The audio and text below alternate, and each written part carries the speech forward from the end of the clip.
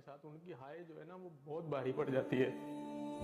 मैं नौजवानों से एक सवाल करना चाहता हूँ, जिनकी माएँ जिंदा हैं, माँ बाप जिंदा हैं, नौजवानी के अंदर मुझ समेत बहुत सारे लोगों के अंदर जो है वो बहुत ज़्यादा खून खोल रहा होता है, हमें माँ बाप की बात समझ नहीं आ रही होती।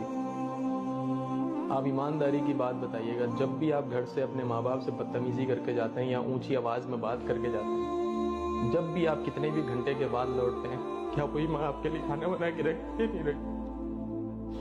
आपको गर्म खाना ला के देती है? नहीं देती। पूरा दिन जिस तरीके से आप घर से निकले होते हैं बदतमीजी मैं भी करके जाता हूँ, मैं अपने आप को भी उस कैटेगरी के अंदर रखता हूँ। वही माँ मेरे लिए खाना बना के रखी होती तो मेरा बेटा भूखा आया होगा बाहर से,